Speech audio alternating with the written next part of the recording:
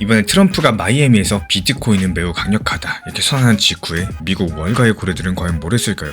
대통령이 직접 나서가지고 비트코인 결제 시대 열겠다 이렇게 말했으니까 당연히 큰손들 폭풍 매수에 나섰을 거다 뭐 이런 생각 하실 텐데, 오히려 확인한 온체인 데이터는요 예상과는 정반대였습니다. 이번 영상 끝까지 챙겨보시면 지금 시장에서 진짜로 무슨 일이 벌어지고 있는 건지, 그리고 왜 이 타이밍이 오히려 기회가 될 수 있는지 정확하게 이해하실 수 있을 텐데요. 이번에 마이애미에서 열렸죠. 이 프라이어리티 서밋이라는 대형 금융행사가 열렸는데, 여기에 트럼프 대통령이 직접 나타났습니다. 그리고 연설에서 뭐라고 했느냐, 대중들이 이미 암호화폐로 결제하는 걸 선호하고 있고 비트코인은 상당히 강력한 힘을 가지고 있다라고 공식적으로 인정을 한 겁니다.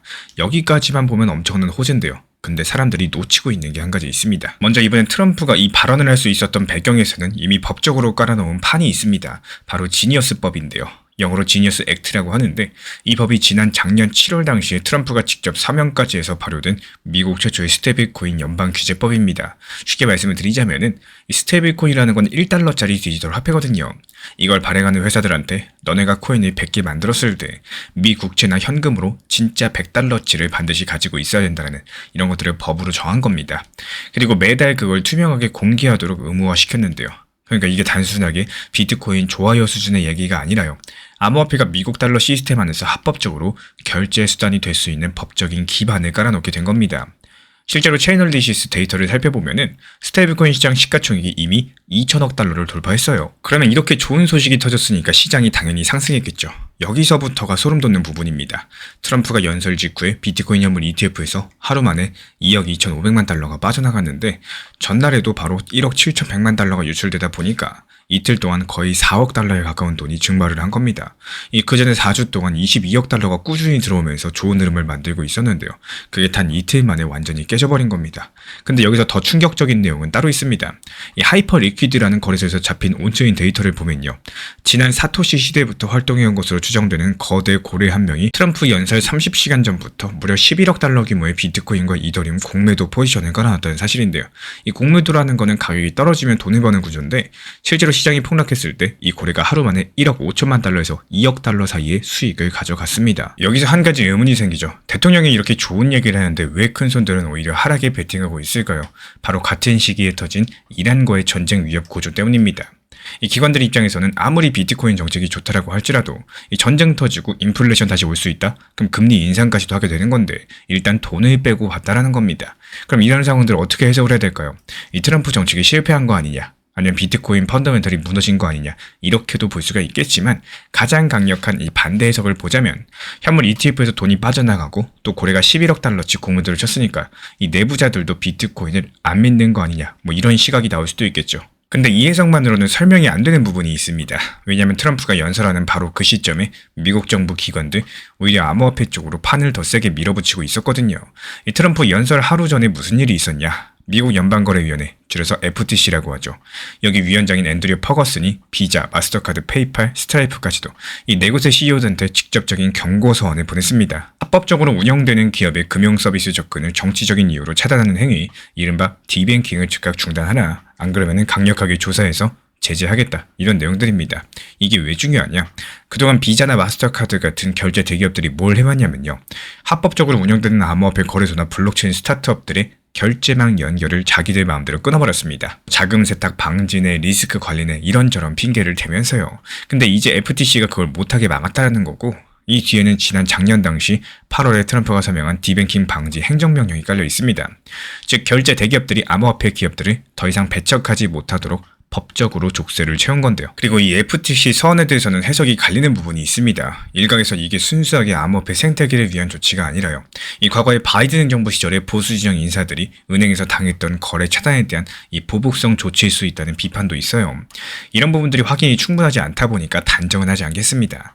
하지만 결과적으로 봤을 때 이 조치가 현재 암호화폐 결제 인프라 확장에 있어서 유리하게 작용하고 있다, 이것만큼은 분명한 팩트인데요. 그리고 이런 흐름에 맞춰가지고 업계 거물들도 실제로 움직이기 시작을 했습니다. 코인베이스 CEO 브라이언 암스트롱 같은 경우는 이 백악관을 방문해서 트럼프랑 긴급 회동을 가졌는데요.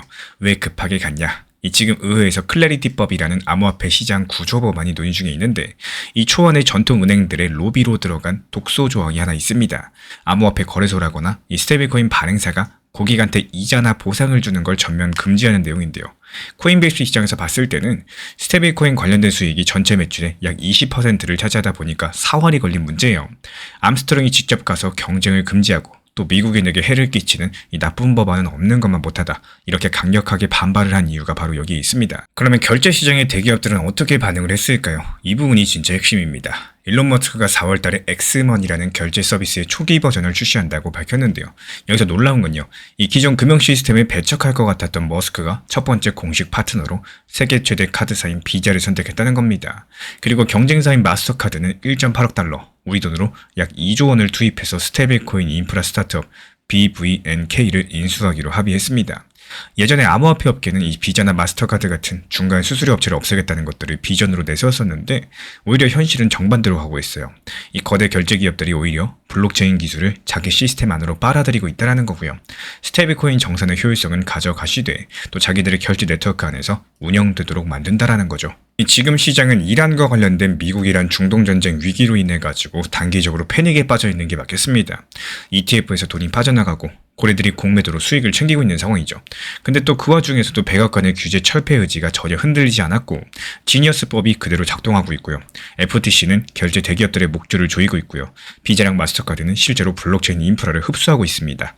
이런 정책적인 뒷받침들, 인프라 확장들이 깨지지 않는다면은 단기적인 거시경제 공포가 어느 정도 가라앉는 시점에서 완성된 결제 인프라 위에서 실질적인 거래 데이터가 나오기 시작을 하면은 기관 자금이 다시 맹렬하게 돌아올 가능성이 높습니다. 저희 채널 차원에서는 2분기 이후에 그렇게 진행이 될 것이다, 이렇게 보여주고 있고, 왜 그렇게 보고 있느냐? 아까 말씀드린 대로 인프라 자체는 흔들리지 않았기 때문입니다. 이 세력들이 거시적인 공포를 이용해서 지금 물량을 털어내고 있다면요, 그건 나중에 더 저렴한 가격에 다시 담기 위한 과정일 수가 있다는 거죠. 이 트럼프의 마이애미 선언, 그리고 지니어스법과 FTC 압박, 그리고 비자랑 마스터카드 움직임까지도 결제 인프라의 큰 판은 이미 짜여지고 있다는 거예요. 지금의 하락은 그 판 위에서 세력들이 거시적인 공포를 이용해서 벌이고 있는 게임일 뿐인 거고요. 그렇다면 다음 질문은 딱 한 가지입니다. 이 4월달에 엑스머니가 실제로 출시가 됐을 때 비자랑 결제 연동에 비트코인이 포함이 될 수 있을까요? 아니면 그렇지 못할까요?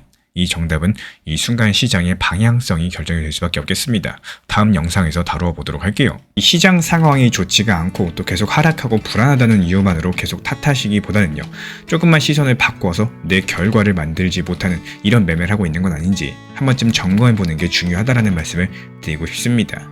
이 투자 시장은요, 결국에 상승과 하락 자체가 반복되는 구조인데 많은 분들께서 상승만 쫓는 매매를 하게 됩니다. 근데 문제는 그렇게 기다리던 상승이 와도 더 상승할 것 같다, 이런 기대감 때문에 수익 실현을 놓치는 경우들이 생각보다 많다는 점인데요. 결국에 기회를 기다려놓고도 그 기회를 내 것으로 만들지 못하는 이런 상황들이 계속 반복된다는 겁니다. 이 시장은 누구에게나 똑같은 움직임을 보여주고 있습니다. 같은 구간을 보면서도 또 누군가는 상승했을 때 분할로서 매도하면서 또 수익을 확보하시고, 또 누군가는 더 상승할 거야, 이 기대감으로 인해서 고점에서 추격 매수를 합니다. 근데 시간이 지나고 나면 어떻게 될까요? 그 결과는 명확하게 갈릴 수밖에 없겠죠. 미리 준비된 기준으로서 대응한 사람은 결국에 웃게 될 거고요. 욕심과 기대감만으로 대응한 사람은 결국에 시장 탓만 하는 이런 흐름들이 계속 반복이 될 겁니다. 그래서 중요한 건요, 이 시장을 맞추려고 하시는 게 아니라 내가 어떤 기준을 가지고 행동하고 있는지, 여기에 달려있다는 사실. 상승이 왔을 때 어떻게 매도할 것인지, 하락이 왔을 때 어떻게 대응을 할 것인지, 이 두 가지에 대한 기준이 없으시다면 같은 실수가 계속 반복될 수밖에 없습니다. 시장의 흐름 자체를 완벽하게 예측한다? 이건 어렵겠지만요, 이런 시장의 흐름 속에서 내가 어떻게 행동할지는 충분히 준비가 가능하다는 사실. 결국에 투자에서 결과를 만드는 건 이 타이밍이 아니라요, 나의 준비된 대응과 반복되는 원칙일 뿐이겠습니다. 제가 안내드리고 있는 단기 종합방에서도 항상 말씀드리고 있지만요, 이 무리한 비중의 매매 방향이 아니라 비중 조절하고 원칙 매매를 활용하고 있는 이유, 지금 시장이 변화하는 건 그 누가 와도 막을 수가 없는 부분이겠지만 이런 과정 속에서 적당히 내 것을 만들고 비중을 조절하고 원칙 매매를 활용한다는 건 현실적으로 가능하기 때문입니다. 이 시장이 떨어져가지고 불안한 이유는요, 상승했을 때 못 팔아서인데 조금만 다르게 생각해보면 올라갔을 때 매도하고 수익 실현해서 내 것으로 만들어 놓는다면은 또 시장이 하락했을 때 오히려 기회라고 느끼실 수가 있겠습니다. 지금 같은 시장에서 가장 중요한 점은요, 한 가지 방향성에 대해서만 보시면은 오히려 손해볼 수밖에 없는 시장입니다. 그렇다면 어떻게 접근을 해야 되느냐? 지금은 무조건 투트랙 전략이 필요한 장이다, 이렇게 보여주고 있는데요. 한쪽 비중에 대해서는 중장기 물량으로 계속 모아가세요. 이거는 큰 흐름에 대해서 먹는 계좌다라고 보시면 되는 거고, 나머지 비중에 대해서는 단타 물량으로서 운영을 하시면서 좋은 타점에서 매수하시고 또 목표가에서 매도하시고 이거를 계속 반복하시면서 말 그대로 지속적인 수익을 쌓아 나가는 겁니다. 방금 전 엘프코인 같은 경우는 124원 구간에서 매수해가지고 129원의 목표가 도달하면서 수익 실현했고요. 도지코인도 역시 마찬가지로 140원 구간에서 매수해서 145원의 목표가 도달하면서 수익 마무리됐습니다. 여기에서의 핵심이 뭐냐? 아무 데서나 막 들어가는 게 아니라 좋은 자리에서 미리 진입을 하고 여기에 따른 정확한 목표 가격을 미리 정해놓고 대응을 했다는 점입니다. 이렇게 단타로서 만든 수익들은 중장기 포트폴리오 계좌로 옮겨가지고 이 중장기 물량에 대해서 계속 축적하고 쌓아 나가시면 되는 거고요. 그리고 나머지 수익에 대해서는 다시 한번 단타 계좌에 넣어가지고 키우는 데 쓰셔도 되고 아니면 개인적으로 그냥 활용하셔도 됩니다. 뭐 가족들하고 외식을 하거나 평소에 못 샀던 거 사거나 여러 가지 방법으로 스트레스를 풀 수도 있겠죠. 결국에 계좌를 키우는 사람들은요, 중장기 포트폴리오에 기다리는 돈, 그리고 단기적으로 운영해서 수익을 키워나가는 이렇게 굴리는 돈을 따로 놓습니다. 한마디로 포트폴리오가 한계가 아니라는 거겠죠. 이 부분들에 대해서 혼자 하실 수 있는 분들은 혼자 하셔도 좋습니다. 그런데 이번에 처음 진입하셔가지고 혼자 타점 잡기가 어려운 분들, 아니면 오랜 기간 내가 혼자서 투자를 해봤었지만 이렇다 할 수익을 보지 못하신 분들 같은 경우는 현재 우리 채널에서 운영 중에 있는 단타방에 입장을 하셔도 좋습니다. 지금 우리 채널 같은 경우는요, 먼저 챗 GPT를 활용한 단기 타점 수익방을 운영 중에 있고, 그리고 두 번째로 리플 XRP와 관련된 전용방이 있고요. 세 번째로 속보를 빠르게 전달드리고 있는 브리핑방이 있습니다. 이렇게 세 가지 방을 운영 중에 있기 때문에 원하시는 방 입장에 대해서 말씀을 해주시면은 제가 직접 안내 도움 드리도록 하겠습니다. 그리고 챗 GPT 활용방 같은 경우는요, 1년 365일 시장 모니터링하면서 시장이 하락했을 때 좋은 자리에서 진입을 하거나 진입 이후에는 목표 가격을 미리 걸어놓고 매도 체결되면 알림 드리면서 시장이 추가적으로 상승이 예상되는 경우에만 신규 타점을 드리고 있기 때문에 지금 시장이 과연 추가 하락이 예상되는 시장인지, 아니면 바닥을 짚은 시장인지, 아니면 다소 비싸게 내가 매수하더라도 더 비싸게 매도할 수 있는 시장인지 인공지능과 챗GPT 활용해서 짚어보면서 대응에 대해서 도움드리고 있습니다. 우리 구독자분들께서는요, 하루 종일 차트만 보고 있을 필요가 없어요.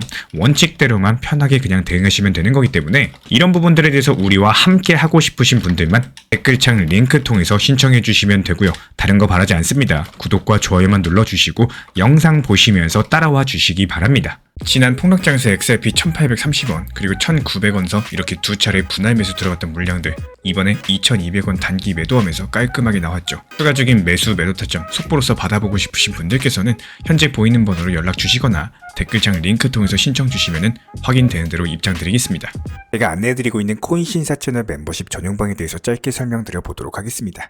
리플, 암호화폐 시장에 대한 중요한 이슈, 그리고 브리핑이나 시장의 흐름에 대한 전문적인 분석 내용 설명과 함께 차트상의 기술적 분석, 온체인 지표와 투자 심리에 대한 내용들을 같이 안내 도움 드리고 있고, 가장 중요한 투자 심리를 컨트롤하기 위해서 포트폴리오의 구성에 대한 노하우, 투자 심리 컨트롤에 대한 내용도 같이 안내 드리고 있습니다. 코인 신사 스터디 멤버십 가입하신 분들께서는 아래 번호 혹은 신청 링크 통해서 남겨주시면 제가 연락드리고 있고, 안내 설명과 함께 신사 채널 리플 전용 멤버십 방에도 입장 안내 설명드리고 있습니다.